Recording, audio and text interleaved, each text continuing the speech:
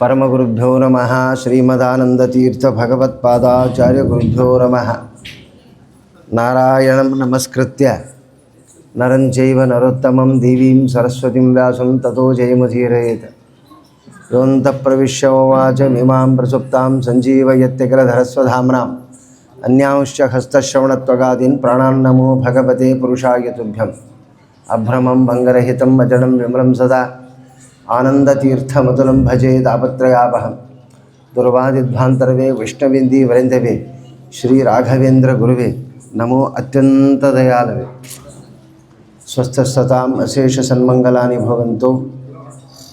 ब्रह्मरुद्रादिवन्द्यं त्वं भजे वेङ्कटनायकं निवारस्वानि निष्ठानि साधयिष्टानि माधव। भगವಂತನ ಕಥೆಯನ್ನು ಪ್ರತಿಯೊಬ್ಬ ಮನುಷ್ಯರು ಕೇಳಲೇಬೇಕು. ಯಾಕೆ ಕೇಳಬೇಕು? ಭಗವಂತ ತನ್ನ ಕಥೆಯನ್ನು ಕೇಳಲಿಕ್ಕೆ ನಮ್ಮನ್ನೆಲ್ಲ ಸೃಷ್ಟಿ ಮಾಡಿದ್ದು. ಅವನ ಸೃಷ್ಟಿ ಇರುವುದೇ ನಮ್ಮನ್ನು ಉದ್ಧಾರ ಮಾಡಲಿಕ್ಕೆ ಭಗವಂತ ಜಗತ್ತನ್ನು ಸೃಷ್ಟಿ ಮಾಡ್ಯಾನ. ಸೃಷ್ಟಿ ಮಾಡಿದ ಭಗವಂತನ ಕಥೆಯನ್ನು ಕೇಳಲಿಲ್ಲ ಅಂದರೆ, ನಮ್ಮನ್ನು ಸೃಷ್ಟಿ ಮಾಡಿದ ಅಪ್ಪ ಅಮ್ಮ ಅವ್ರದ್ದೇ ನಾವು ಕೇಳಲಿಲ್ಲ, ತಿಳಿಲಿಲ್ಲ, ಅಪ್ಪ ಅಮ್ಮನ ಆಸ್ತಿಯನ್ನೇ ತಿಳ್ಕೊಳ್ಳಿಲ್ಲ ಅಂದರೆ ಮಗನಾಗಿ ಏನು ಸಾರ್ಥಕ? ನಿಸ್ಸಾರ್ಥಕ, ದಡ್ಡ ಅಂತ ಕರೀತಾರೆ. ಅಪ್ಪನ ವ್ಯವಸ್ಥೆಯನ್ನು ತಿಳಿದ ಮಗನೇ ಮಗ. ಯೋನಃ ಪಿತಾ ಜಾನಿತ ಯೋ ವಿಧಾತ ಅಂತ ಭಗವಂತನನ್ನು ನಾವು ತಿಳಿಲಿಲ್ಲ ಅಂದರೆ ನಾವು ಮಾಡುವುದೇನು? ನಿರರ್ಥಕರಾಗಿ ಹೋಗ್ತೀವಿ. ಪ್ರತಿಯೊಂದು ವಸ್ತುಗಳ ಸ್ವಾಮಿತ್ವವನ್ನು ಭಗವಂತ ಪಡೆದದ್ದ. ಜಗತ್ತಿನಲ್ಲಿ ಸೃಷ್ಟಿ ಮಾಡಿದ ಎಲ್ಲ ಪದಾರ್ಥಗಳು ಭಗವದ್ ಅಧೀನವಾಗಿಯವು. ಅವನನ್ನು ಹೊರತು ಯಾವ ಕಾಲದಲ್ಲಿಯೂ ಕೂಡ ವಿಶೇಷವಾಗಿ ಅವನನ್ನು ನಾವು ಹೊಂದಲಿಲ್ಲ ಅಂದರೆ ಅವನ ಅನುಗ್ರಹ ನಮಗಾಗಲಿಕ್ಕೆ ಶಕ್ಯನೇ ಇಲ್ಲ.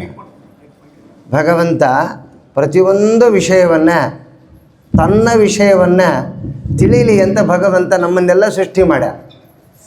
ತಿಳಿದು ಭಜಿಸುವುದೇ ಫಲವಿದು ಬಾಳುವುದಕ್ಕೆ. ಆ ಭಗವಂತನ ಮಹಿಮೆಯನ್ನು ನಾವು ತಿಳಿಲಿಲ್ಲ ಅಂದರೆ ನಮ್ಮ ಜೀವನ ವ್ಯರ್ಥ. ಯಾಕೆ ಅಂದರೆ ಪ್ರತಿ ಕ್ಷಣದಲ್ಲಿಯೂ ಭಗವಂತ ನಮ್ಮ ಒಳಗೆ ನಿಂತುಕೊಂಡು ಪ್ರೇರ್ಯನಾಗಿ ಪ್ರತಿಯೊಂದು ಕಾರ್ಯವನ್ನು ಏಕಪ್ರಕಾರವಾಗಿ, ಶಶ್ವದೇಕ ಪ್ರಕಾರವಾಗಿ ನಾವು ಮರ್ತರೂ ಕೂಡ ತಾನು ಮರೆಯದಂತೆ ನಮ್ಮ ಕಾರ್ಯವನ್ನು ಭಗವಂತ ಮಾಡ್ತಾನೆ. ಆ ಭಗವಂತ ಮಾಡೋದಕ್ಕೆ ನಾವೆಲ್ಲ ಆನಂದವಾಗಿದ್ದೀವಿ. ವರ್ಷ ನವರಾತ್ರೋತ್ಸವ ಮಾಡ್ತೀವಿ. ಸ್ವಲ್ಪ ವ್ಯತ್ಯಾಸ ಮಾಡಿದ ಅಂದರೆ ಏನಾಗಿದೆ ಗೊತ್ತಾಗೋದಿಲ್ಲ, ನಾವು ಎಲ್ಲಿದ್ದೀವಿ ಗೊತ್ತಾಗೋದಿಲ್ಲ. ಅವನೇ ಜ್ಞಾನ ಕೊಡಬೇಕು.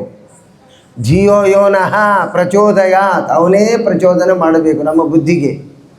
ಪ್ರತಿನಿತ್ಯದಲ್ಲಿ ಸ್ವಾಮಿ ನೀನು ಬುದ್ಧಿಗೆ ಅಧಿದೈವ, ಅಧ್ಯಾತ್ಮ, ನೀನೇ ಎಲ್ಲ, ನೀನು ಅಂದಾಗ ಭಗವಂತ ಅಂತಾನೆ ನೀನು ಅಂತ.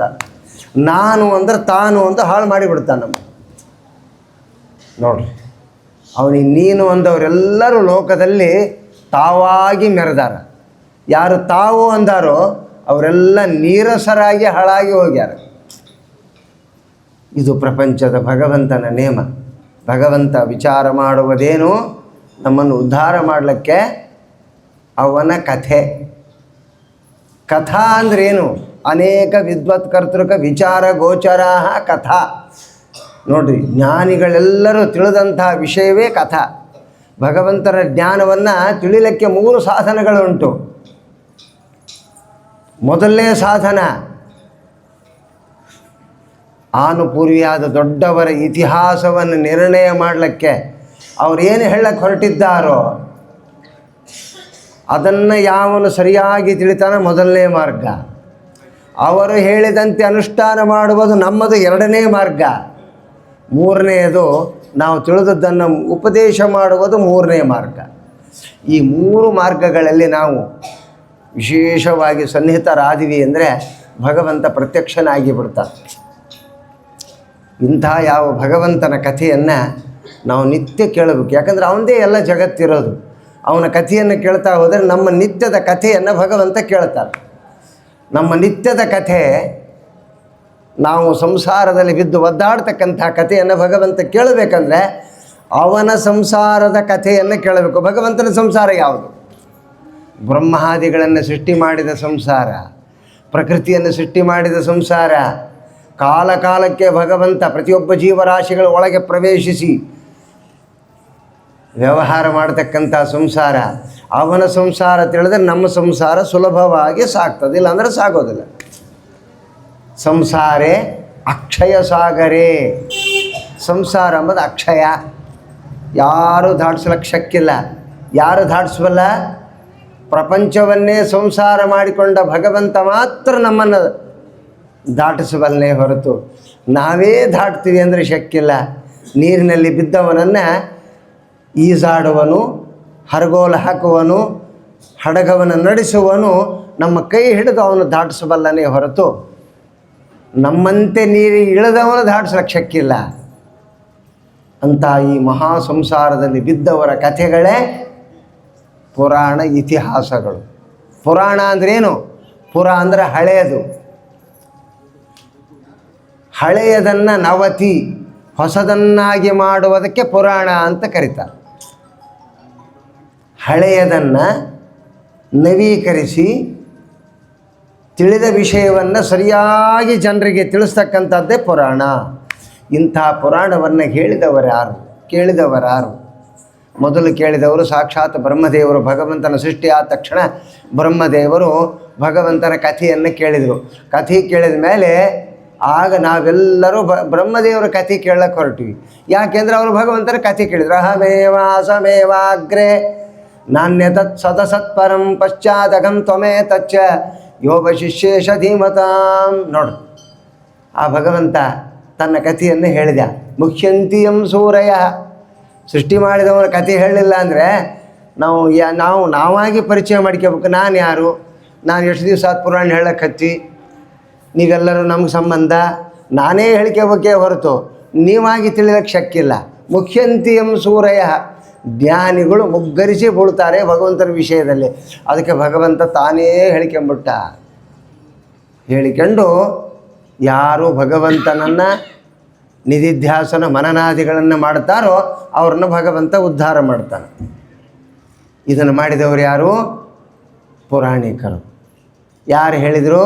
ಸೂತರು ಶೌನಕರಿಗೆ ಹೇಳಿದರು. 88,000 ಸಂಖ್ಯಾಕರಾದಂಥ ಶೌನಕಾದಿ ಮಹರ್ಷಿಗಳ ನೈಮಿಷಾರಣ್ಯದಲ್ಲಿ ಸೂತರು ಜ್ಞಾನಸತ್ರಕ್ಕಾಗಿ ಕೂತಿದ್ದಾರೆ. ಅದ್ಭುತವಾದ ಜ್ಞಾನಸತ್ರಗಳು.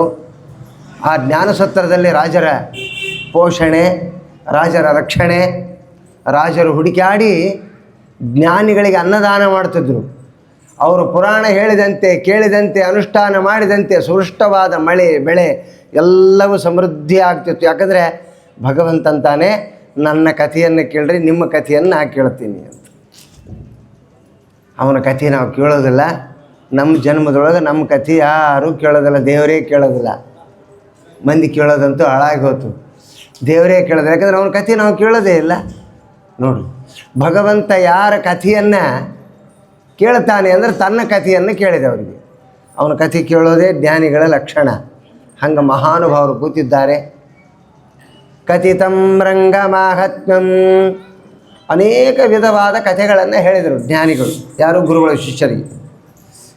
ಅನೇಕ ಒಡ್ಡಿ ಜಗನ್ನಾಥನ ಕಥೆ, ದ್ವಾರಕ, ಪ್ರಯಾಗ, ಬದರಿ, ಕಾಶಿ ಕ್ಷೇತ್ರಗಳ ಇತಿಹಾಸ, ನದಿಗಳ ವರ್ಣನೆ ಎಲ್ಲ ಹೇಳ್ತಾ ಒಂದು ದಿವಸ ಶೌನಕ ಮಹರ್ಷಿಗಳು ಪ್ರಶ್ನೆ ಮಾಡ್ತಾರೆ, ಸ್ವಾಮಿ ನೀವೊಂದು ಮಾತಾಡಿದ್ರಿ, ಅದರ ಕಥೆಯನ್ನು ಹೇಳ್ರಿ ಅಂದು.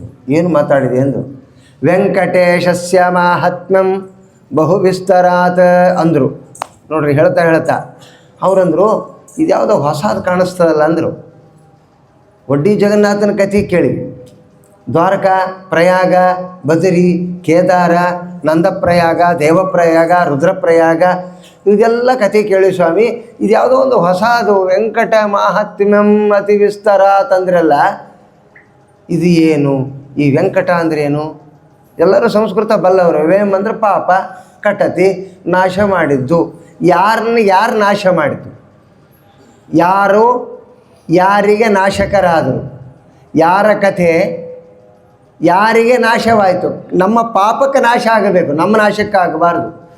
ನಾವು ಇವತ್ತಿನ ಲೌಕಿಕ ಕಥೆಯನ್ನು ಕೇಳಿದರೆ ನಾವೇ ನಾಶ ಆಗಿ ಹೋಗ್ತೀವಿ.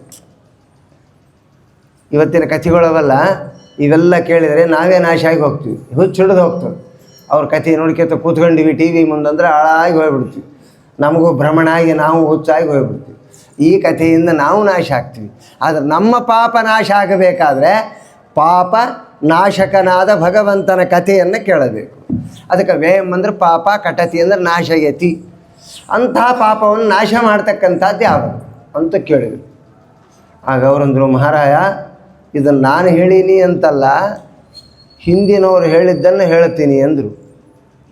ಈ ಮಹಾನುಭಾವ ಇಲ್ಲಿ ಕೂತಾರೆ, ಕಲಿಯುಗದಲ್ಲಿ ಕೂತಾರ. ಅವರು ಹೇಳುವುದ ಕಥೆ ಯಾವುದು? ತ್ರೇತಾಯುಗದ ಕಥೆ, ಕಲಿಯುಗಕ್ಕೆ ಸಂಬಂಧ. ನೋಡ್ರಿ ಹೆಂಗೆ ಸಂಬಂಧ ಅದ. ಕಲಿಯುಗದಲ್ಲಿ ಕೂತಾರೆ, ಕಲಿಯುಗದ ಕಥೆ ಕೇಳುವರು ಯಾರು? ತ್ರೇತಾಯುಗದತ್ತ. ನೋಡಿ ಏನು ವಿಚಿತ್ರ ಇದು, ಸಂಬಂಧ ಸಾಟೆ ವಿಚಿತ್ರ. ನೋಡಿ ಅಂದ್ರೇನು? ಭಗವಂತನ ಕಥೆಗೆ ಎಲ್ಲ ಕಾಲಕ್ಕೂ ಸಾರ್ವತ್ರಿಕವಾದ ಗ್ರಾಹ್ಯತೆ, ಸಾರ್ವತ್ರಿಕವಾದ ವಿಚಾರದೆ. ಎಲ್ಲ ಕಾಲಕ್ಕೂ ಕೃತಿಯುಗದ ವಿಷಯವನ್ನು ದ್ವಾಪರ ಯುಗದಲ್ಲಿ ಹೇಳ್ಬೋದು, ದ್ವಾಪರ ಯುಗದಲ್ಲಿ ಇರತಕ್ಕಂಥದ್ದನ್ನು ಕಲಿಯುಗದಲ್ಲಿ ಹೇಳ್ಬೋದು, ಕಲಿಯುಗದ ಕಥೆಯನ್ನು ತ್ರೇತಾಯುಗದಲ್ಲಿ ಹೇಳ್ಬೋದು.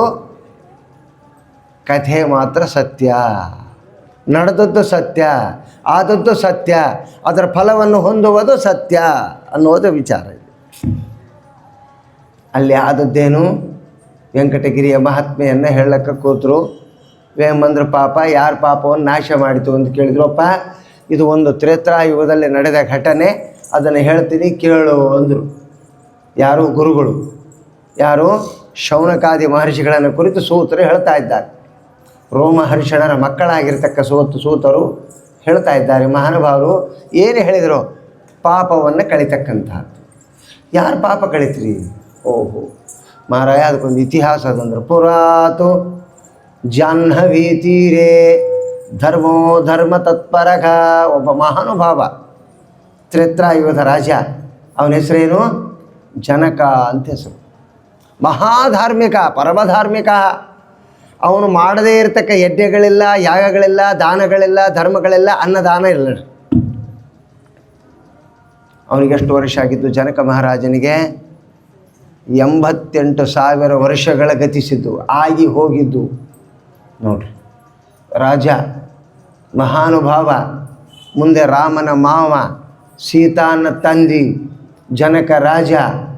ನೋಡು, ಯಾಜ್ಞವಲ್ಕ್ಯರಿಗಿಂದ ಉಪದೇಶ ಪಡೆದವನು, ಮಹಾತ್ಯಾಗಿ. 88,000 ವರ್ಷಗಳು ಗತಿಸಿದು. ಯಾರಿಗೆ? ಜನಕರಾಜನಿಗೆ. ತ್ರೇತಾಯುಗದಲ್ಲಿ 1,00,000 ವರ್ಷ ಆಯುಷ್ಯ. ಅಯೋಗ್ಯ ಮಿಚ್ಚನ್ ಪುರುಷಗ.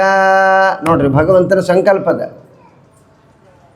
ಜ್ಞಾನಿಗಳು, ಸಾಧುರು, ಸಾಧಕರು, ಜ್ಞಾನಿಗಳು ಅಯೋಗ್ಯವಾದ್ದನ್ನು ವಿಚಾರ ಮಾಡಿದರೆ ಭಗವಂತ ಅವರಿಗೆ ಎಚ್ಚರಿಕೆಯನ್ನು ಕೊಡ್ತಾನೆ. ಅದಕ್ಕೆ ದಾಸರು ಹಾಡಿದರು, ಇಟ್ಟಂಗೆ ಗಿರೋವೇನೋ ಹರಿಗೆ. ನೋಡಿ ಎಷ್ಟು ಚಂದ ಹಾಡ್ತಾರೆ ನಮ್ಮ ದಾಸರು, ಎಷ್ಟು ಅನುಭವದ ಮಾತುಗಳು ನಮ್ಮ ದಾಸರು. ಇತಿಹಾಸ ಶಾಸ್ತ್ರ, ಇತಿಹಾಸ ಪುರಾಣಗಳನ್ನು ಅರೆದು ರಸ ಮಾಡಿ ಗಂಟ್ಲಿಗೆ ಹಾಕ್ತಕ್ಕಂಥದ್ದು ದಾಸವಾಣಿ. ಹಿಂಗೆ ತಿನ್ಲಕ್ಕೆ ಕೊಟ್ಟಿಲ್ಲ, ಪುರಾಣಗಳೆಲ್ಲ ತಿಂಬವು. ಸ್ವಲ್ಪ ನಮಲಬೇಕು, ನಮಲಿ ನಮಲಿ ನಮಲಿ ನಮಲಿ ನುಂಗಬೇಕು. ನಮ್ಮ ದಾಸರ ಮಾತುಗಳೆಲ್ಲ ರಸಾಯನ, ಗಂಟ್ಲಿಗೆ ಡೈರೆಕ್ಟ್ ಹೊಟ್ಟಿಗೆ. ಎಷ್ಟು ರಸ ಹರಿದಿದ್ದಾರೆ ನೋಡ್ರಿ. ಇಟ್ಟಂಗೆ ಇರುವೇನೋ ಹರಿ, ಎಂಥ ಶಬ್ದ ಅದು ನೋಡಿ. ಏನು ಇಟ್ಟಂಗೆ ಇರುವೇನೋ ಅಂದರೆ ದೇವರು ಏನು ಕೊಡ್ತಾನೋ ಅಷ್ಟೇ ಯೋಚನೆ ಮಾಡಬೇಕು. ಅಯೋಗ್ಯವಾದನ್ನು ಯೋಚನೆ ಮಾಡಬಾರ್ದು. ರಾಜ ಏನು ಅಯೋಗ್ಯವಾದ ಯೋಚನೆ ಮಾಡಿದ? ನಾನು ಹಿಂದೆ 88,000 ವರ್ಷ ಎಷ್ಟು ಸುಖವಾಗಿದ್ನೋ ಅಷ್ಟು ನಾನು ಮುಂದೆ ಸುಖವಾಗಿರ್ಬೇಕು ಅನ್ಕಂಡ. ನೋಡ್ರಿ ಎಷ್ಟು ವಿಚಾರ ಅದು. ನಾವೆಲ್ಲ ಯೋಚನೆ ಮಾಡ್ತೀವಿ, ಅದು ಮಾಡ್ಬೇಕು ಇದು ಮಾಡ್ಬೇಕಂತ. ಏನು ಮಾಡ್ಲಿಕ್ಕಾಗೋದಿಲ್ಲ. ಇವತ್ತು ಮಾಡ್ಬೇಕಂತೀವಿ, ನಾಳೆ ಮಾಡ್ತೀವಿ, ನಾಳೆ ಮಾಡ್ಬೇಕಂತೀವಿ, ಎಂದೋ ಮಾಡ್ತೀವಿ. ಅದಕ್ಕೆ ಭಗವಂತನ ಮೇಲೆ ಹಾಕಿದರೆ ಭಗವಂತ ಏನು ಮಾಡ್ತಾನೆ, ಎಲ್ಲ ಕೆಲಸಗಳನ್ನು ನಮ್ಮಿಂದ ಮಾಡಿಸ್ತಾನೆ, ತಾನೇ ಮಾಡಿಸ್ತಾನೆ, ಎರಡೂ ಮಾಡ್ತಾನೆ. ನಾವು ಮಾಡ್ತೀವಿ ಅಂದರೆ ನಮ್ಮ ದೇವರು ಮಾಡಿಸೋದಿಲ್ಲ. ಯಾಕಂದರೆ ನೀ ಸ್ವತಂತ್ರಾದಿ ನೋಡಿ. ಯದಿ ನಾಮ ಪರೋ, ಭಗವಂತನ ವಾಕ್ಯ ಎಂತಾದ ನೋಡ್ರಿ. ನೀನೇ ಸ್ವತಂತ್ರನಾಗಿದ್ದರೆ ನಾನು ಯಾಕೆ ಬೇಕು ಅಂತಾನೆ. ಇದೆಲ್ಲ ನಂದು, ನನ್ನನ್ನು ಹೊಂದಲಕ್ಕೆ ಬಂದವರು, ನನ್ನ ಮೇಲೆ ಭಾರ ಹಾಕಿರಿ, ನಿಮ್ಮ ಕೆಲಸ ಮಾಡ್ತೀನಿ ಅಂತ. ನಾವು ಸ್ವತಂತ್ರ ಅಂತೀವಿ, ನಿತ್ಯ ಅಸ್ವತಂತ್ರರಾಗಿ ಹೋಗ್ತಾ ಇದ್ದೀವಿ. ನಾನು ಅಸ್ವತಂತ್ರ ಅಂದರೆ ನಾವು ನಿತ್ಯ ಸ್ವತಂತ್ರರಾಗಿರ್ತೀವಿ. ಯಾಕಂದರೆ ಭಗವಂತ ಕೊಟ್ಟ ದೇಣಿಗೆ. ಭಗವಂತ ನಮಗೆ ಅನುಗ್ರಹ ಮಾಡ್ತಾನೆ. ಎಂಥ ವಿಚಾರದ ಅಯೋಗ್ಯವಾದ್ದನ್ನು ಯೋಚನೆ ಮಾಡಿದ, ನಾನು ಸುಖವಾಗಿರಬೇಕು ಅಂದ. ದೇವರಂದ ಇದು ನಿನಗೆ ಸಾಧು ಸಮ್ಮತ ಅಲ್ಲ, ಜ್ಞಾನಿಗಳು ಎಂದೂ ಯೋಚನೆ ಮಾಡಬಾರ್ದು, ಇಟ್ಟ ಹಂಗೆ ಇರುವೆನೋ ಹರಿಗೆ, ನಿನ್ನಪ್ಪಣೆಯಂತೆ ಇರ್ತೀವಿ ಅನ್ನಬೇಕು ಅಷ್ಟೇ. ನೀ ಕೊಟ್ಟದ್ದನ್ನು ಭುಂಜಿಸ್ತೀವಪ್ಪ, ನಿಂದೇ ಎಲ್ಲ ಅಂತ ಹೋದರೆ ನಿತ್ಯ ಷಡ್ರಸೋಪೇತವಾದ ಭಕ್ಷ್ಯ ಭೋಜ್ಯಗಳನ್ನು ಕೊಡ್ತಾರೆ. ನಾವು ಇವತ್ತು ಅದನ್ನು ತಿನ್ನಬೇಕು ಅಂದರೆ ಅವತ್ತು ಅಡಿಗೆಯವ್ರು ಬರೋದಲ್ಲ, ಮಳೆ ಹಚ್ಚಿ ಹೊಡಿತದೆ, ಅಂಗಡಿ ಸಾಮಾನುಗಳು ಮುಚ್ಚಿಬಿಟ್ಟಿರ್ತಾವೆ. ಸ್ವಾಮಿ ನಿನ್ನ ಇಚ್ಛಾಕ್ಕೆ ಬಂದರೆ ನಾನು ತಿನ್ಬಹುದಪ್ಪ ಅನ್ರಿ, ಅದಕ್ಕಿಂತ 2 ಪಾಕಗಳನ್ನು ಹೆಚ್ಚು ಮಾಡಿ ತಿನ್ನಿಸ್ತಾನೆ ದೇವರು. ಅಬ್ಬ ಏನು ಶಕ್ತಿ ರೀ ನಮ್ಮ ದೇವರಲ್ಲಿ, ಎಂತಹ ದೊಡ್ಡವನಿದ್ದಾನೆ. ಅದನ್ನೇ ಮರ್ತು ಬಿಟ್ಟಿವಿ ನಾವು. ಆ ಭಗವಂತನನ್ನೇ ಕೊಡೋನ್ನೇ ಮರ್ತು ಬಿಟ್ಟಿವಿ. ನಾವೇ ಸ್ವತಂತ್ರರು ಅಂತ ಇಟ್ಟುಕೊಂಡಿವಿ. ರಾಜ ಅಷ್ಟು ಯೋಚನೆ ಮಾಡಿದ. ರಾಜನಿಗೆ ಅವತ್ತು ಭಗವಂತ ಭಯವನ್ನು ಕೊಡ್ತಾನೆ. ಸಜ್ಜನರಿಗೆ ಭಯ ತೋರಿಸ್ತಾನೆ, ಭಯವನ್ನು ಕೊಡ್ತಾನೆ, ತೋರಿಸ್ತಾನೆ. ಭಯ ಪಡಿಸೋದಿಲ್ಲ, ನೆನ್ಪಿಟ್ಕೊಳ್ರಿ. ಅದಕ್ಕೆ ಭಯಕೃತ ಭಗನಾಶನಗ, ಭಗವಂತನಿಗೊಂದು ಬಿರುದದ, ಭಯಕೃತ್ ಭಯನಾಶನ. ಸಜ್ಜನರಿಗೆ ಮಾತ್ರ ಈ ವ್ಯವಸ್ಥೆ, ನೆನ್ಪಿಟ್ಕೊಳ್ರಿ. ಭಯವನ್ನು ಹುಟ್ಟಿಸ್ತಾನೆ, ಭಯ ನಾಶ ಮಾಡ್ತಾನೆ. ಆ ಭಯಕ್ಕೆ ಅವರು ಪ್ರಾಯಶ್ಚಿತ್ತ ಮಾಡಿಕೊಂಡು ಶುದ್ಧರಾಗ್ತಾರೆ. ಅಸಜ್ಜನರಿಗೆ, ಅಸಾಧುಗಳಿಗೆ ಭಯ ಕೊಡೋದಿಲ್ಲ, ಸುಖ ಕೊಡ್ತಾ ಹೋಗ್ತಾನೆ. ಒಂದು ದಿವಸ ಭಯ ಕೊಟ್ಟ ಅಂದರೆ ಅವ್ರು ಹೇಳೋದೇ ಇಲ್ಲ, ಕೆಳಗೆ ಹೋಗ್ಬಿಡ್ತಾರೆ. ನೋಡ್ರಿ, ಇದು ಭಗವಂತನ ಸಂಕಲ್ಪ. ನಮಗೆಲ್ಲ ಭಗವಂತ ಭಯ ಹುಟ್ಟಿಸ್ತಾನೆ. ಆ ಭಯದಿಂದ ನಾವೇನಾಗ್ತೀವಿ, ಶುದ್ಧರಾಗ್ತೀವಿ, ಶುದ್ಧರಾಗಿ ಬಿಡ್ತೀವಿ. ಒಬ್ಬನ್ಯಾವನೋ ಸಾಧು ಸಜ್ಜನ ಏನೋ ಒಂದು ಕಳುವು ಮಾಡ್ತಾನೆ. ಪಾಪ ತನ್ನ ಸಂಸಾರದ ದಶೆಗೆ ತಪ್ಪು ಅಂತ ಗೊತ್ತಿರ್ತದೆ. ಆಗ ಅವನು ಹಿಡ್ಕೊಂಡು ಹೋಗ್ತಾರೆ ಪೊಲೀಸು. ಗೊರ್ತದೆ, ಇನ್ಸ್ಪೆಕ್ಟ್ರಿಗೆ ಗೊರ್ತದೆ, ಇವನು ಒಳ್ಳೆ ಮನುಷ್ಯ, ಎಂದೂ ಇವನ ಮೇಲೆ ಕಪ್ಪು ಚುಕ್ಕಿ ಇಲ್ಲ, ಯೋಗ್ಯ ಅಂತ ಗೊತ್ತು. ಆದರೆ ಕಳುವು ಮಾಡಿಬಿಟ್ಟ. ಪೊಲೀಸರು ಹಿಡ್ಕೊಂಡು ಹೋಗ್ತಾರೆ. ಹೊಡೆಯೋದು ಬಡಿಯೋದಿರ್ತದೆ, ಸೆಕ್ಷನ್ ಅಂತ ಒಂದು ಸೆಕ್ಷನ್ ಅದ. ಅಲ್ಲಿ ತೋರಿಸ್ತಾರೆ, ನೋಡಪ್ಪ ಇವನು ಈ ಕಳುವು ಮಾಡಿದ್ದಕ್ಕೆ ಹೊಡಿತಾ ಇದ್ದೀವಿ ಅಂದಾಗ ಅವನೇನಂತಾನ, ಸ್ವಾಮಿ ತಪ್ಪಾಯಿತು, ನಾನೇ ಕಳುವು ಮಾಡಿದ್ದೀನಿ ತೊಗೊಳ್ರಿ ಅಂತ ವಾಪಸ್ ಕೊಟ್ಟು ಹೋಗ್ಬಿಡ್ತಾನೆ. ಯಾಕೆ? ಸಜ್ಜನರಿಗೆ ಭಯವನ್ನು ತೋರಿಸ್ತಾರೆ. ಅದರಿಂದ ಪುನೀತನಾದ. ಇನ್ನು ಮುಂದೆ ನಾನು ಮಾಡೋದಿಲ್ಲ ಅಂತ ಪ್ರತಿಜ್ಞೆ ಮಾಡ್ತಾನೆ. ಅವನು ಹೊಡಿಸಂಬವನು ದಿನ ಕಳುವು ಮಾಡ್ತಾನೆ ಇರ್ತಾನೆ, ಬಡಿಸತ್ತಾನೆ ಇರ್ತಾನೆ. ಅವನಿಗೆ ಉದಾಹರಣೆ ಇಲ್ಲ, ಅವನಿಗೆ ಸುಧಾರಣೆ ಇಲ್ಲ, ಅವನದು ಅಷ್ಟೇ ಕೆಲಸ. ಇವನು ಮಾತ್ರ ಉದ್ಧಾರ ಆಗ್ಲಿಕ್ಕೆ ಶಕ್ಯ. ಭಗವಂತ ಹಂಗೆ ಸಜ್ಜನರಿಗೆ ಭಯ ಪ್ರದರ್ಶನ ಮಾಡ್ತಾನೆ, ಮಾಡಿ ಶುದ್ಧಿ ಮಾಡಿ ಕೊಡ್ತಾನೆ. ಅವತ್ತು ರಾತ್ರಿ ಸ್ವಪ್ನ, ತಮ್ಮ ಕುಶಕೇತು ಮಹಾಪರಾಕ್ರಮಿ ಸತ್ತ, ಕನಸಿನಲ್ಲೇ ಸತ್ತ. ಇದೆಲ್ಲ ಸ್ವಪ್ನ ದೃಷ್ಟಾಂತ ನೋಡ್ರಿ, ಸ್ವಪ್ನ ದೃಷ್ಟಾಂತದ ಕಥೆ ಇದು. ಅವತ್ತು ರಾತ್ರಿ ಸ್ವಪ್ನದಲ್ಲೇ ಸತ್ತ, ಕೃಷ್ಣಾರ್ಪಣಾದ. ಆ ಸ್ವಪ್ನದಲ್ಲೇ ಹಳ್ಳ ಕತ್ತಿದ ಜನಕರಾಜ. ಅಪ್ಪ ಎಂಥ ಅನಾಹುತ ಆತು, ಒಂದು ನನ್ನ ತಮ್ಮ ಸತ್ತು ಹೋಗ್ಬಿಟ್ಟ, ಏನಾಗಿತ್ತು ಏನು, ಒಮ್ಮಿಂದೊಮ್ಮೆ ಮೃತಿ ಬಂತು, ನನ್ನ ಗತಿ ಏನು ಅಂದ. ದುಃಖ ಪಡ್ಲಕತ್ತಿದ. ಶವವನ್ನು ಬಿಡಲಿಲ್ಲ. ಎಲ್ಲ ಜ್ಞಾನಿಗಳು ಬಂದು ಶವ ಸಂಸ್ಕಾರವನ್ನು ಮಾಡಿದರು. ಮಾಡಿದ ಮೇಲೆ ರಾಜ್ಯಭಾರವನ್ನು ತ್ಯಾಜ್ಯ ಮಾಡಿ ಸಿಂಹಾಸನ ಬಂದು ಕೂತು ಅಳ್ಳಕತ್ತಿದ, ರೋದನ ಮಾಡ್ಲಕತ್ತಿದ. 1 ದಿವಸ ಆಯ್ತು, 2 ದಿವಸ ಆಯ್ತು, 4 ದಿವಸ ಆಯ್ತು, 5 ದಿವಸ ಆಯ್ತು. ರಾಜ್ಯಭಾರದ ಕಾರ್ಯಗಳೆಲ್ಲ ನಿಂತು ಹೋದವು. ರಾಜ ಪ್ರತ್ಯಕ್ಷ ದೈವತ, ಅವನ ವ್ಯವಸ್ಥೆ ಇದ್ದರೆ ಎಲ್ಲ ವ್ಯವಸ್ಥೆಗಳು ಸರಿಯಾಗಿ ಆಗ್ತಾವೆ. ರಾಜನೇ ದುಃಖಿತನಾದರೆ, ರಾಜನೇ ಕಲಂಕಿತನಾದರೆ, ರಾಜನ ಮೇಲೆ ಆಪಾದನೆ ಬಂದರೆ ಅವನು ರಾಜನಲ್ಲ. ನೋಡ್ರಿ ಎಂಥ ದುಸ್ಥಿತಿ ಬಂತು, ದುಃಖ ಪಡ್ಲಕತ್ತಿದ, ಘನಘೋರವಾದ ದುಃಖ. ಪ್ರಜೆಗಳೆಲ್ಲ ಖಿನ್ನರಾದರು, ದುಃಖಿತರಾದರು. ಈ ಸುದ್ದಿ ತಿಳಿತು ಪುರೋಹಿತರಿಗೆ. ಅದಕ್ಕೆ ಪ್ರತಿಯೊಬ್ಬ ರಾಜರಿಗೂ ಒಬ್ಬ ಮಾರ್ಗದರ್ಶಕರು ಅಂತಿರಬೇಕು, ಧಾರ್ಮಿಕ ಮಾರ್ಗದರ್ಶಕರು. ದುಷ್ಟಸ್ಯ ದಂಡಗ ಸುಜನಸ್ಯ ಪೂಜಾ ನ್ಯಾಯೇನ ಕೋಶಚ್ಚ ಚ ಸಂಪ್ರವೃದ್ಧಿ.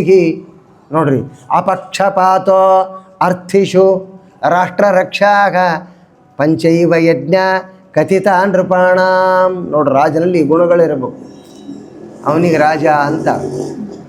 ದುಷ್ಟಸ್ಯ ದಂಡಗ, ದುಷ್ಟರನ್ನ ದಂಡನ ಮಾಡ್ತಕ್ಕಂಥ ಶಕ್ತಿ ರಾಜನಿಗುಂಟು. ದುಷ್ಟಸ್ಯ ದಂಡಗ ಸುಜನಸ್ಯ ಪೂಜಾ, ಸುಜನರನ್ನು ಪೂಜೆ ಮಾಡಬೇಕು. ಯಾಕಂದರೆ ಮಾರ್ಗದರ್ಶನ ಮಾಡೋರು ಅವರು, ತ್ಯಾಗಿಗಳಿರ್ತಾರೆ. ಅವರು ಎಲ್ಲವನ್ನು ತ್ಯಾಗ ಮಾಡ್ತಾರೆ. ದೇಶಕ್ಕಾಗಿ, ರಾಷ್ಟ್ರಕ್ಕಾಗಿ ತಮ್ಮನ್ನು ತಾವೇ ತ್ಯಾಗ ಮಾಡಿದಂಥ ಇತಿಹಾಸಗಳು ಮಹಾಭಾರತ ರಾಮಾಯಣ ಇತಿಹಾಸಗಳಲ್ಲಿ ಕಾಣ್ತೀವಿ ನಾವು. ಅದು ಪ್ರತ್ಯಕ್ಷ ಸತ್ಯ, ಮತ್ತು ಯಾವುದೋ ಕಪೋತ ಕಲ್ಪಿತ ಅಂತ ಇಟ್ಟುಕೋಬೇಡ್ರಿ. ನೋಡಿರಿ, ದಿದೀಚ ಋಷಿಗಳು ಒಬ್ಬರೇ ಇಬ್ಬರೇ ಎಂತೆಂತಹ ಜ್ಞಾನಿಗಳು ಒಂದು ದೇಶಕ್ಕಾಗಿ, ದುಷ್ಟರ ಸಂಹಾರಕ್ಕಾಗಿ, ರಾಷ್ಟ್ರ ರಕ್ಷಣೆಗಾಗಿ ರಕ್ಷಣೆ ಮಾಡಿದವರು. ನ್ಯಾಯೇನ ಕೋಶಚ್ಚ ಸಂಪ್ರವೃದ್ಧಿ, ನ್ಯಾಯದಿಂದ ಕೋಶವನ್ನು ತುಂಬಬೇಕು. ಅರ್ಥಶಾಸ್ತ್ರ ನ್ಯಾಯದಿಂದ ಹೇಳ್ತದೆ. ನ್ಯಾಯದಿಂದ ತುಂಬಿದರೆ ರಾಷ್ಟ್ರದ ರಕ್ಷಣೆ ಆಗ್ತದೆ. ಅನ್ಯಾಯದ ತುಂಬಿದ ದುಡ್ಡು ಅಧರ್ಮಕ್ಕೆ ಹೋಗ್ತದೆ. ಇಷ್ಟೇ ಮನುಸ್ಮೃತಿಕಾರ ಹೇಳ್ತಾನೆ, ಯಾಜ್ಞವಲ್ಕ್ಯರು ಹೇಳ್ತಾರೆ. ಯಾವನು ನ್ಯಾಯ ಅಂತ ಬರ್ತಾನೋ ಅವನಿಗೆ ನ್ಯಾಯ ಕೊಡಿಸ್ಬೇಕು. ನಮ್ಮಲ್ಲೆಲ್ಲ ಉಲ್ಟಾ, ನಮ್ಮ ದುರದೃಷ್ಟಕರ ಅಷ್ಟೇ. ಎಂಥ ವಿಚಾರ, ಯೋಗ್ಯವಾದ ವಿಚಾರವನ್ನು ಇಲ್ಲಿ ಮಾಡಬೇಕು ನಾವು ಅಷ್ಟೇ. ಹಂಗೆ ರಾಜ ಕೂತ್ಕೊಂಡ. ಶತಾನಂದರು ಪುರೋಹಿತರು ಮಾರ್ಗದರ್ಶಿಗಳು ಬಂದರು, ಧಾವಿಸಿ ಬಂದರು. ಅಪ್ಪ ಏನಾಗ್ಯದು ನಿನಗಂದ್ರು? ವಾಮಾನುಜೋ ಶತಾನಂದಾಗ ಬಂದ್ರಪ್ಪ. ಅಪ್ಪ ರಾಜಗೆ ಏನಾಗ್ಯದ ನಿನಗಂದ್ರು? ಸ್ವಾಮಿ ಏನಾಗಿದೆ? ನನ್ನ ತಮ್ಮ ಹೋಗಿಬಿಟ್ಟ. ಹೋಗ್ಲಪ್ಪ, ಯಾರ ಕೈಯಾಗಿಲ್ಲದು. ಕಾಲೇನ ಪೀಡಿತಾಹ. ನೋಡ್ರಿ, ಅಲ್ಲೊಂದು ಮಾತು ಹೇಳ್ತಾರೆ ಅವರು. ಏನೋ ನ ಔಷಧಂ ನ ತೋಪದಾನಂ ನ ಮಾತಾ ನ ಚ ಬಾಂಧವ ಶಕ್ನುವಂತಿ ಪರಿತ್ರಾತುಂ ನರಂ ಕಾಲೇನ ಪೀಡಿತಂ. ಮನುಷ್ಯನನ್ನು ಕಾಲ ಅಂಬೋದು ಪೀಡಿತವಾತು ಅಂದರೆ, ಭಗವಂತನ ಸಂಕಲ್ಪ ಇವನು ಸಾಯಬೇಕು ಅಂತಾದರೆ ನ ಔಷಧಂ, ಯಾವ ಔಷಧ ಕೆಲಸ ಮಾಡೋದಿಲ್ಲ. ನ ಮಾತಾ, ತಂದೆ ತಾಯಿ ಮುಂದಿದ್ರೂ ಕೆಲಸ ಮಾಡೋದಿಲ್ಲ. ನ ಚ ಬಾಂಧವ, ಬಾಂಧವರು ಮಾಡೋದಿಲ್ಲ. ಯಾರೂ ಮಾಡೋದಿಲ್ಲಪ್ಪ. ಕಾಲ ಪೀರ್ತಿ ಅಂದರೆ ಮುಗೀತು. ಮುಂದೇನಾಗಬೇಕು ಅಂದ್ರೆ, ಇಲ್ಲ ಸ್ವಾಮಿ ನಾನು ಮಹಾ ದುಃಖದೊಳಗಿದ್ದೀನಿ ಅಂದರು. ಅಪ್ಪ ನಿನ್ನ ದುಃಖದ ವಿವರಣೆಯನ್ನು ಕೊಡು ಅಂದ. ನೋಡಿರಿ, ಗುರುಗಳಾದವರು ಎಷ್ಟು ರೀತಿಯಲ್ಲಿ ಧಾರ್ಮಿಕತೆಯ ವಿಷಯವನ್ನು ರಾಜನಿಗೆ ಪ್ರಸ್ತಾಪ ಮಾಡಬೇಕು. ಆಧ್ಯಾತ್ಮಿಕ ರಂಗಕ್ಕೆ ಹೋದಾಗ ನಮಗೆ ಸಿಗುವ ಸುಖ ಎಲ್ಲಿಂದಲೂ ಸಿಗೋದಿಲ್ಲ. ತ್ಯಾಗೇ ನೈಕೆ ಅಮೃತತ್ವಮಾನಶುಹು. ಇದೆಲ್ಲ ತ್ಯಾಗ. ನಾವು ಹುಟ್ಟುವುದು ಯಾರಿಗಾದರೂ ಗೊತ್ತಿತ್ತ? ನಾವಿರುವುದು ಯಾರಿಗೂ ಗೊತ್ತಿಲ್ಲ. ನಾವು ಹೋಗೋದು ಯಾರಿಗೂ ಗೊತ್ತಿಲ್ಲ. ಎಲ್ಲಿಗೆ ಹೋಗ್ತೀವಂತ ಗೊತ್ತಾ? ಎಲ್ಲಿಂದ ಬಂದೀವಂತ ಗೊತ್ತಾ? ಇಷ್ಟೆಲ್ಲ ಸಂಬಂಧ ಹಚ್ಚಿಕೊಂಡಿರಲ್ಲ. ಯಾರಿಗಾರೂ ಸಂಬಂಧ ಇಲ್ಲ. ಮತ್ತು ಯಾರಿಗೆ ಸಂಬಂಧ ರೀ ಆಚಾರ್ಯ? ನಾವೆಲ್ಲರೂ ದೇವರಿಗೆ ಸಂಬಂಧ. ಅವನಿಗೆ ಅಹಂ ಅಂತ ಕರೀತಾರೆ. ದೇವರಿಗೆ ಅಹಂ ಅಂದ್ರೆ ಅವನೊಬ್ಬನೇ, ಯಾರೂ ಅಲ್ಲ. ಅಹಂ ಅಂದ್ರೇನು? ಅಹೇಯತ್ವಾತ್ ಅಹಂ. ಎಲ್ಲರನ್ನ ಬಿಟ್ಟಿರದೇ ಇರತಕ್ಕವನೊಬ್ಬನೇ. ಅವನೊಬ್ಬನನ್ನೇ ನಾವು ಕೊಂಡಾಡಬೇಕು. ಹೌದಾ? ಎಂಥ ದಾಸರು ಮಾತಾಡ್ತಾರೆ ಗೊತ್ತದಿಲ್ಲ? ನನ್ನವನೆಂದು ಹೇಳಿಕೊ ಅಂದ್ರೆ ದಾಸರು. ಎಲ್ಲವನ್ನ ತ್ಯಾಗ ಮಾಡು. ನಿನ್ನವರು ಯಾರು ಅಂದ್ರೆ ಭಗವಂತ ಒಬ್ಬನೇ ಅಂತ ಹೇಳ್ಕೊಂಬಿಡು, ಮುಗಿದೋಗ್ತಾಳೆ. ಇಷ್ಟು ಹೇಳುವಂದಾಗ ಆಧ್ಯಾತ್ಮಿಕದ ಚಿಂತನೆ ಬಂತು ರಾಜನಿಗೆ. ಆನಂದವನ್ನು ಪಟ್ಟಿದ್ದಾನೆ. ಪಟ್ಟು ಹೇಳಿದ, ಅಪ್ಪ ನಿನ್ನ ಒಂದು ಲಿಸ್ಟ್ ಕೊಟ್ಬಿಡೋದು. ನಿನ್ನ ದುಃಖ ಏನು ಪರಿಹಾರ ಆಗಬೇಕು ಲಿಸ್ಟ್ ಕೊಟ್ಬಿಡು. ನಿನ್ನ ತಮ್ಮ ಇಲ್ಲಂದ್ರೂ ನಮ್ಮ ದೇವರು ಮಾಡ್ತಾನೆ. ತಮ್ಮನ ಸ್ಥಾನದಲ್ಲಿ ನಮ್ಮ ದೇವರು ಮಾಡ್ತಾನಂದ್ರೆ ನೋಡ್ರಿ ಎಷ್ಟು ವಿಶ್ವಾಸ. ಯಾರಿಗೆ? ಪುರೋಹಿತರಿಗೆ, ಜ್ಞಾನಿಗಳಿಗೆ, ವೇದವೇತ್ರಗಳಿಗೆ ಯಾವ ರೀತಿ ವಿಶ್ವಾಸದ ಲೆಕ್ಕ ಹಾಕಿರಿ. ಇದು ಆಧ್ಯಾತ್ಮಿಕ ರಂಗದಲ್ಲಿ ವಿಶ್ವಾಸ ಬರಬೇಕು. ಡಾಕ್ಟ್ರಿಗೆ ಈ ಔಷಧ ತಗೋ ಆರಾಮಾಗ್ತಿ ಅಂತ ಹೇಳಬೇಕು, ಅಷ್ಟು ವಿಶ್ವಾಸ ಅವ್ರಿಗಿರ್ಬೇಕು. ಇಲ್ರಿ ಹೊಸ ಪ್ರಾಡಕ್ಟ್ ಬಂದದ ತೊಗೊಳ್ರಿ ನೋಡಮ್ಮ, ಇದ್ರೆ ಇರ್ತೀರಿ, ಇಲ್ಲಾಂದ್ರೆ ಮುಂದೆ ಮತ್ತೆ ವ್ಯವಸ್ಥೆ ಅದ ಅಂತಂದ್ರೆ ಆತ ದವಾಖಾನಿಗಾರ ಬಂದಾನ ಹಾಳಾಗೋಗಿದೆ ಆ ಡಾಕ್ಟ್ರ್ ಅಂತ ಹಾಳಾಗಿ ಹೋಗ್ತಾನೆ.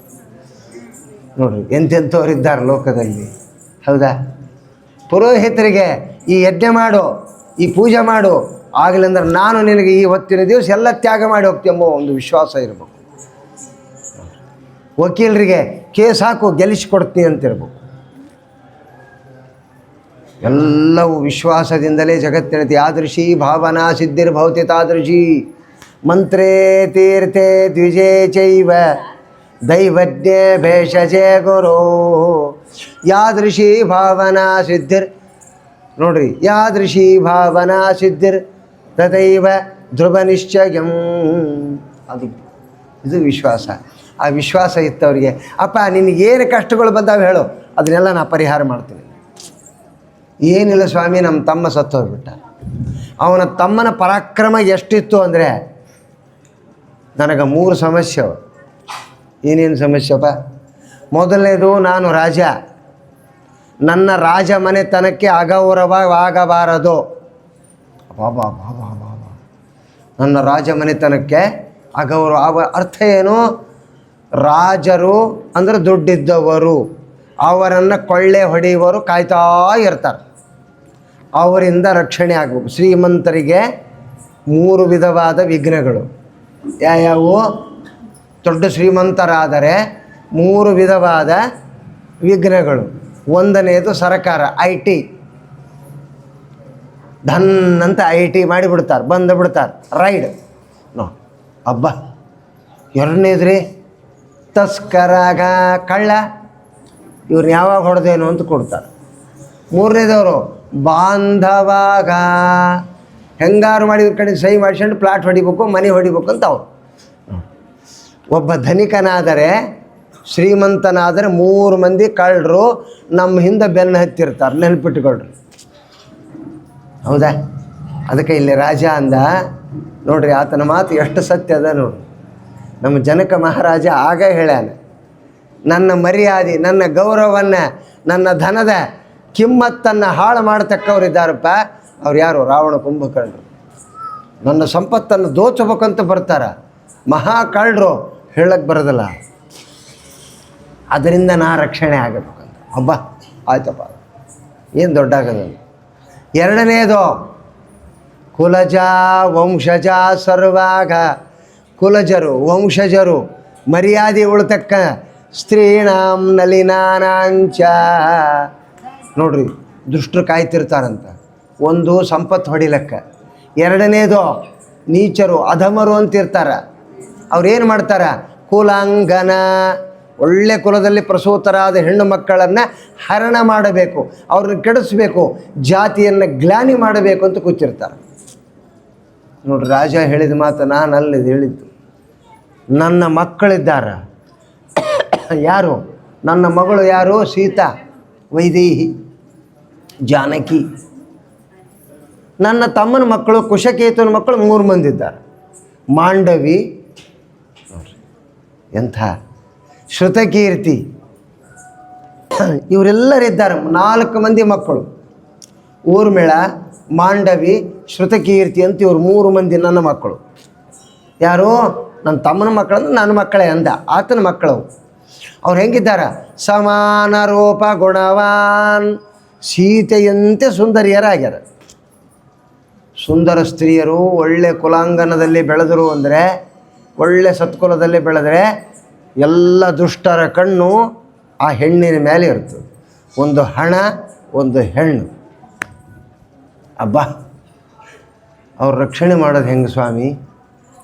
ನನ್ನ ಮಕ್ಕಳ ಮೇಲೆ ಕಣ್ಣು ಹಾಕಿಬಿಟ್ಟಾರ ಆಲೆ. ಯಾರಪ್ಪ ಅವರು? ರಾವಣ ಕುಂಭಕರ್ಣಾದ್ಯಾಗ.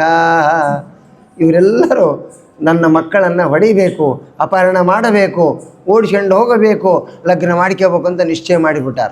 ಅಪ್ಪ, ಅಯೋಗ್ಯರವರು. ಕುಲವಲ್ಲ, ಜಾತಿಯಲ್ಲ, ಧರ್ಮವಲ್ಲ, ನೀತಿ ಇಲ್ಲ, ಧರ್ಮವಿಲ್ಲ, ನೋಡ್ರಿ, ನೀತಿ ಉಳ್ಳವರನ್ನು ಅನೀತಿಕಾರರು ಕೆಡಿಸ್ಲಿಕ್ಕೆ ಪ್ರಯತ್ನ ಪಡ್ತಾರೆ. ನೋಡ್ರಿ, ರಾಜ ಹೇಳಿದ್ದು, ಆವಾಗ ಹೇಳಿದ್ದು, ಇನ್ನು ಕಲಿಯುಗ ಪ್ರಾರಂಭ ಆಗಕ್ಕಿಂತ ಮುಂಚೆ ಹೇಳಿದ್ದು. ಇವತ್ತು ಜಗತ್ತಿನಲ್ಲಿ ಎಷ್ಟು ಇಂಪ್ಲಿಮೆಂಟ್ ಆಗಿದೆ ನೀವೇ ನೋಡಿ ಕೇಳ್ರಿ. ಮೂರನೇದು, ನನ್ನ ಸತ್ಕುಲ ಪ್ರಸೂತರನ್ನು ಅಪಮಾನ ಮಾಡುವುದು. ನನ್ನನ್ನು ಅಪಮಾನ ಮಾಡುವುದು, ಅಪಮಾನಕ್ಕೆ ಗೀಡಾಗುವುದು, ಆ ಕೆಲಸ ಅವರು ಮಾಡ್ತಾರೆ. ನನಗೆ ಇವು ಮೂರನ್ನು ಪರಿಹಾರ ಮಾಡಿ ನನಗೆ ಮೋಕ್ಷವನ್ನು ಕೊಡಿಸ್ತಕ್ಕಂಥ ವ್ಯವಸ್ಥೆ ಮಾಡ್ತೀರಾ ಅಂತ ಕೇಳಿದ. ಮೋಕ್ಷ ಕೊಡಿಸೋದು ಅಂದ್ಗಳೇ ಎಷ್ಟು ಆನಂದದಿಂದ ನಕ್ರಿ ಶತಾನಂದರು. ಕಳ್ಳು ನಕ್ಬಿಟ್ರು. ಏನು ದೊಡ್ಡಾಗದೋ ಮೋಕ್ಷ ಕೊಡಿಸೋದು ಅಂದರು. ಅಬ್ಬಾ ಅಲ್ರಿ ಸ್ವಾಮಿ, ಮೋಕ್ಷ ಕೊಡಿಸೋದು ಎಷ್ಟು ದೊಡ್ಡಾಗದು ಅಂತಿರಲ್ಲ, ಇದೇನು ಮಾಮೂಲಿ ಕೆಲಸ ಅಂದರೆ ದೊಡ್ಡದಲ್ಲ ಅಂದರು. ನೋಡಿ, ಸುಲಭನೋ ಹರಿ ತನ್ನ ಭಕ್ತರಗಳಿಗೆ ಬಿಟ್ಟಗಲನೋ ರಮಾಧವರು. ನೋಡು, ರಮಾಧವನು ಇದ್ದಾನಲ್ಲ, ರಮಾಧವ ನಾರಾಯಣ, ಅವನು ಎಂದೂ ನಮ್ಮನ್ನು ಬಿಟ್ಟು ಹೋಗೋದಿಲ್ಲ. ಸುಲಭನೋ ಹರಿ, ಮೋಕ್ಷ ಕೊಡಿಸೋದು ಏನು ದೊಡ್ಡಾಗದು ಅಂದ್ರೆ ನೋಡ್ರಿ. ಅಬ್ಬಾ, ಯಾಕಂದ್ರೆ ಆತ್ಮವಿಶ್ವಾಸದ ಭಗವಂತ ಜಗತ್ತನ್ನು ಸೃಷ್ಟಿ ಮಾಡ್ಯಾನಂದರೆ ಎಲ್ಲರಿಗೂ ಮೋಕ್ಷ ಕೊಡ್ತಾನ ನಿಶ್ಚಿತ. ನಾವೆಲ್ಲ ಇದ್ದೀವಿ, ಮೋಕ್ಷಕ್ಕೆ ಹೋಗಲೇಬೇಕು ನಾವು. ಆದರೆ ಅದರೊಳಗೆ 3 ವಿಧ ಅದ ಹಾಳಾಗೋಗ. ಒಂದು ಸಾತ್ವಿಕ, ರಾಜಸ, ತಾಮಸ. 3 ಲೋಕಗಳನ್ನು ಸೃಷ್ಟಿ ಮಾಡ್ಯಾನ. ಒಂದು ಅಂಧನ್ ತಮಸ್ಸು, ಒಂದು ಸಾಂತಾನಿಕ ಲೋಕ, ಇನ್ನು ಒಂದು ವೈಕುಂಠ ಅಂತ ಮಾಡ್ಯಾನ. 3 ವಿಧ ಜೀವರಾಶಿಗಳನ್ನು ಅಲ್ಲಿ ಹಾಕ್ತಾನೆ. ಎಲ್ಲರಿಗೂ ನಿಶ್ಚಯ ಮೋಕ್ಷ. ಆದರೆ ನಾವು 2 ಬಿಟ್ಟು 3ನೇದಕ್ಕೆ ಹೋಗಬೇಕು, ವೈಕುಂಠಕ್ಕೆ ಹೋಗೋ ಕೆಲಸ ಮಾಡಬೇಕು. ಹೌದಾ? ಈ ಕೆಲಸ ಮಾಡಿದರೆ ಉದ್ಧಾರ ಹೊಂದಿದಂಗೆ. ನೋಡಿ, ಎಷ್ಟು ವಿಚಾರ ಇದೆ. ಇಲ್ಲರಿ ನಾವು ಇಲ್ಲೇ ಇರ್ತೀವಿ ಅಂದರೆ ಹಾಳಾಗೋರಿ. ಸಾಂತಾನಿಕ ಲೋಕ, ಸಂಸಾರದಲ್ಲಿ ಹೊಡೆದಾಟ ಬಡದಾಟ. ಎಲ್ಲಿ ಬಿಡ್ರಿ, ಯಾವ್ದು ಬೇಡ, ದೇವ್ರು ಬೇಡ, ದಿಂಡ್ರು ಬೇಡ ಅಂತ ಅಂಧನ್ ತಮಸ್ಸು. ಅಲ್ಲಿಗೆ ಹೋಗಿ ಒದ್ದಾಡ್ಕೊತ ಚೀರಾಡ್ಕೊತ ಇರ್ಬೇಕು. ನೋಡಿ, ಎಂಥ ವಿಚಾರದ ಅಂದಮೇಲೆ ಇಂಥ ವಿಲಕ್ಷಣತೆಯನ್ನು ಭಗವಂತ ಕೊಡ್ಲಿಕ್ಕೆ ರೆಡಿ ಇದ್ದಾನಪ್ಪ. ನೀನು ಸಾತ್ವಿಕ, ಏನೂ ಮಾಡಬೇಡ, ನಾನು ಹೇಳಿದ್ದು ಮಾಡು, ನಿನ್ನ ಕೆಲಸ ಆಗ್ತಂದ. ಮೋಕ್ಷ ಕೊಡಿಸ್ಬೇಕಲ್ಲ, ಸರಿ. ಏನು ಮೊದಲೇದೇನು, ನಿನ್ನ ಹಣವನ್ನು ದೋಚಬಾರದು. 2ನೇದು, ನಿನ್ನ ಹೆಣ್ಣು ಮಕ್ಕಳನ್ನು ದೋಚಬಾರದು. ನಿನ್ನ ಮರ್ಯಾದೆಗೆ ಧಕ್ಕೆ ಬರಬಾರದು. ನಿನಗೆ ಮೋಕ್ಷ ಕೊಡಿಸ್ಬೇಕು, ಈ ಕೆಲಸ ನಂದು. ಅದಕ್ಕೆ ಏನು ಮಾಡು, ಏನೂ ಮಾಡಬೇಡ. ಯಜ್ಞ, ಯಾಗ, ಜಪ, ತಪ ಇವೆಲ್ಲ ನಿರರ್ಥಕ ಅಂದರು. ಯಾಕಂದರೆ ಆತುರನಾದವನಿಗೆ, ಆತುರ ಅಂದ್ರೇನು, ರೋಗಗ್ರಸ್ತನಾದವನಿಗೆ, ದುಃಖಿತನಾದವನಿಗೆ ಯಜ್ಞ ಮಾಡು ಅಂದರೆ ಯಜ್ಞದಿಂದ ಏನು ಫಲ ಬರ್ತದ್ರಿ? ಕಲಿಯುಗದಲ್ಲಿ ಭಾಳ ಯಜ್ಞದ ಫಲ ಕಡಿಮೆ. ಯಾಕೆ ಅಂದರೆ ಯಜ್ಞ ಭಾಗದಲ್ಲಿ ನಾವು ಯಾವ ಮಂತ್ರ ಹೇಳ್ತೀವಿ ಗೊತ್ತಿಲ್ಲ, ಯಾವ ತುಪ್ಪ ಹಾಕ್ತೀವಿ ಗೊತ್ತಿಲ್ಲ, ಯಾವಾಗ ಎದ್ದು ಹೋಗ್ತೀವಿ ಗೊತ್ತಿಲ್ಲ, ಅವ್ರೇನಂತಾರ ಗೊತ್ತಿಲ್ಲ, ದೇವಾನ ದೇವತೆಗಳು ಬರ್ತಾರೋ ಇಲ್ಲೋ ಗೊತ್ತಿಲ್ಲ. ನೋಡ್ರಿ, ಹವಿಸ್ಸಿನಲ್ಲಿ ವ್ಯತ್ಯಾಸ ಆಯ್ತು, ವಾಂಗ್ನೇಮ ವಿಸರ್ಜನೆ ಆಯ್ತು, ಎಷ್ಟು ವ್ಯತ್ಯಾಸವ. ಸ್ವರ ವ್ಯತ್ಯಾಸ ಆಯ್ತು, ಮಂತ್ರಗಳ ವ್ಯತ್ಯಾಸ ಆತಂದ್ರೆ ಯಜ್ಞದ ಫಲ ಆಗೋದಿಲ್ಲ. ಅದಕ್ಕೆ ಬೇಡ ಅಂದರು. ಇನ್ನು ಜಪ ಮಾಡಬೇಕಂದ್ರೆ ನಿದ್ದೆ ಬರ್ತದೆ. ಯಾವುದೋ ಜಪ ಪ್ರಾರಂಭ ಮಾಡಿರ್ತೀವಿ, ಎಚ್ಚರ ಆದಮೇಲೆ ಇನ್ನೊಂದು ಜಪ ಶುರು ಮಾಡ್ತೀವಿ, ನಿದ್ದೆ ಎತ್ತಿ ಬಿಟ್ಟಿರ್ತದೆ. ಆಮೇಲೆ ಯಾವುದೋ ಓಂ ಹನುಮತೇನೋ ಹನುಮತೇನೋ ಹನುಮತೇನು ಬಂದು ಓಂ ಶ್ರೀ ರಾಘವೇಂದ್ರ ನಮ, ಓಂ ಶ್ರೀ ರಾಘವೇಂದ್ರ ನಮ, ಓಂ ಶ್ರೀ ರಾಘವೇಂದ್ರ ನಮ. ಅಲ್ಲೋ ಹನುಮಪ್ಪನ ಜಪಕ್ಕೆ ಕೂತಿದ್ದಿ, ರಾಘವೇಂದ್ರ ಇಲ್ರಿ ಸ್ವಲ್ಪ ನಿದ್ದೆ ಎತ್ತಿತ್ತು, ಮುಗಿದ. ನಿನ್ನ ಜಪ ಹೆಂಗಪ್ಪ, ನೀನು ಹಾಳಾಗಿ ಹೋಗ, ನಿನ್ನ ಜಪ ಇನ್ನು ಜಪ. ಇನ್ನು ದಾನ ಮಾಡಬೇಕಂದ್ರೆ ದಾನನೂ ಶಕ್ಕಿಲ್ಲ. ದಾನಾತ್ ಸಂಕ್ಷೇಪತೋ ಭವೇತ್, ದಾನೇ ವ್ಯಗ್ರತೋ ಭವೇತ್. ದಾನ ಮಾಡುವಲ್ಲಿ ಮನಸ್ಸು ವ್ಯಗ್ರ ಆತು ಅಂದರೆ ಕೃಷ್ಣಾರ್ಪಣ ಮಸ್ತು. ಇವ್ರಿಗೆ ಯಾವ್ದು ಕೊಡ್ಬೇಕು, ಅವ್ರಿಗೆ ಯಾವ್ದು ಕೊಡ್ಬೇಕು ಅನುಮಾನ ಶುರುವಾತು ನಮಗಂದ್ರೆ ಮುಗಿದು ಹೋತು. ಇಲ್ರಿ ಅವ್ರು ಸುಧಾ ಪಂಡಿತರು ಅವ್ರಿಗೆ ಹೆಚ್ಚು ಕೊಡ್ಬೇಕು, ಇಲ್ರಿ ವೇದ ಪಂಡಿತರು ಇವ್ರಿಗೆ ಕೊಡಬೇಕು. ಹಿಂಗೆ ಅನುಮಾನ ಮಾಡಿಕೆತ ವ್ಯತ್ಯಸ್ತವಾತು ದಾನಗಳಲ್ಲಿ. ಅಂದರೆ ದಾನದಲ್ಲಿ ಕೊಡುವುದರಲ್ಲಿ ಕಡಿಮೆ ಆಯಿತು ಅಂದರೆ ಅವ್ರ ಯೋಗ್ಯತೆ ಮೀರಿ ಕೊಟ್ಟರೂ ಅಪರಾಧ, ಯೋಗ್ಯತೆ ಮೀರಿ ಕೊಡೋದಂತೂ ಸರಿ, ಯೋಗ್ಯತೆಗೆ ತಕ್ಕಂತೆ ಕೊಳ್ಳಿಲ್ಲ ಅಂದರೂ ಅಪಮಾನ. ನಡಿ ಮಗು, ನಿನ್ನ ದಾನ ಹಾಳಾಗಿ ಹೋಯ್ತು. ದಾನದಿಂದಲೂ ಫಲ ಇಲ್ಲ. ಅದಕ್ಕೆ ಶತಾನಂದ್ರಂದರು, ಮಹಾರಾಯ 3 ಕೆಲಸ ಮಾಡೋದಿಲ್ಲ, ನಾನು ಹೇಳಿದ್ದು ಮಾಡು. ಏನು? ಕಥೆ ಕೇಳು, ಒಂದು ಕಥೆ ಅದು, ವೆಂಕಟಗಿರಿಯ ಮಹಾತ್ಮೆ ಅಂತದ. ಅದನ್ನು ಕೇಳಿಬಿಡು. ಕೇಳಿದಗಳನ್ನೇ ನಿನಗೇನಾಗ್ತದೆ, ಉತ್ತಮವಾಗಿರ್ತಕ್ಕಂಥ ಸಕಲ ಐಹಿಕವಾಗಿರ್ತಕ್ಕಂಥ ಫಲ ಸಿಕ್ಬಿಡ್ತದೆ. ಎರಡನೇ ಮಾತೇ ಇಲ್ಲ.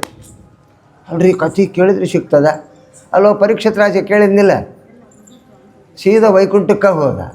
ಅದೇನೂ ಮಾಡಲಿಲ್ಲ, ಏನು ಮಾಡದೇ ಕಥೆಯನ್ನು ಕೇಳಿ ವೈಕುಂಠಕ್ಕೆ ಹೋದ. ಕಟ್ವಾಂಗ ಮಹಾರಾಜ ಕೇಳಿದ್ನಿಲ್ಲೋ, ವೈಕುಂಠಕ್ಕೆ ಹೋದ.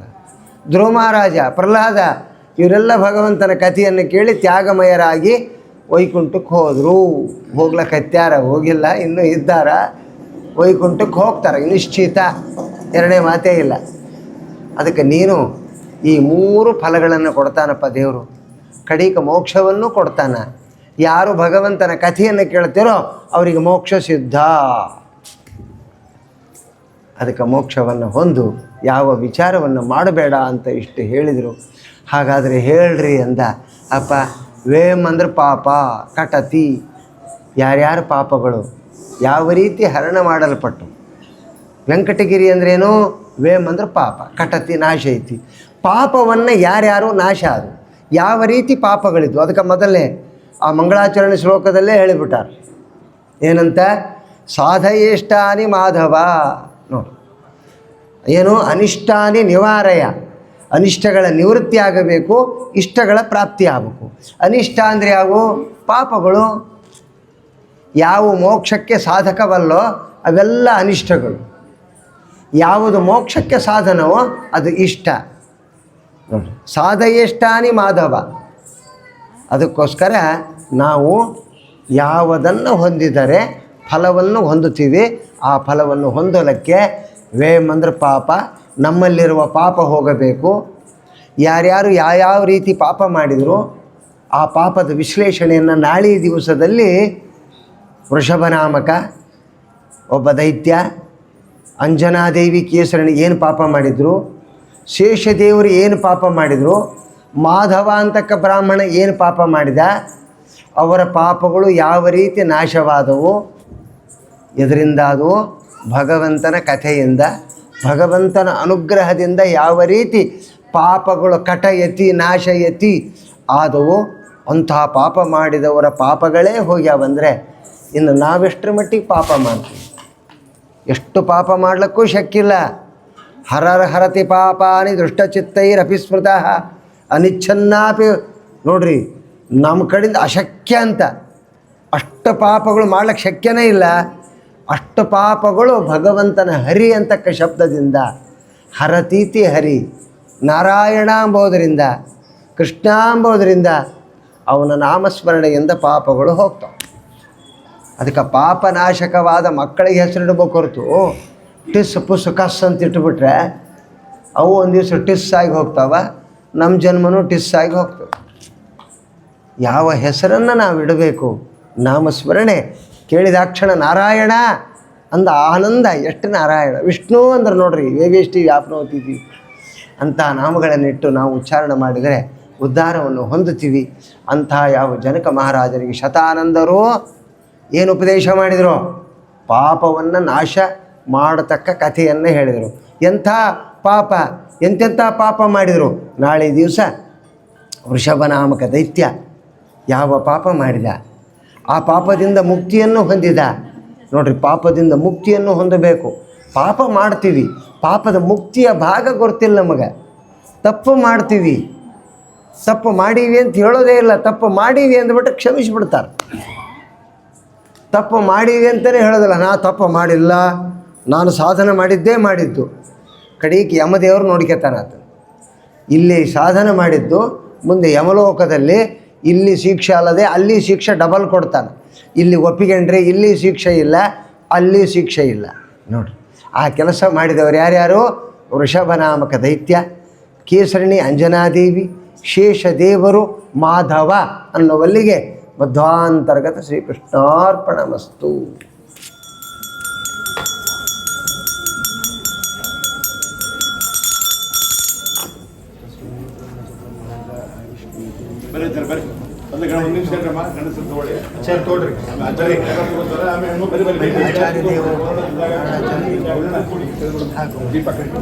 ದೀಪಕ್ ಬರ್ರಿ ಎಲ್ಲ ಬರ್ರಿ ಬೇಗ ಬರ್ರಿ ಹೊತ್ತಾಗ್ತದ ಬೇಗ ನಾ ಹುಷಾರ್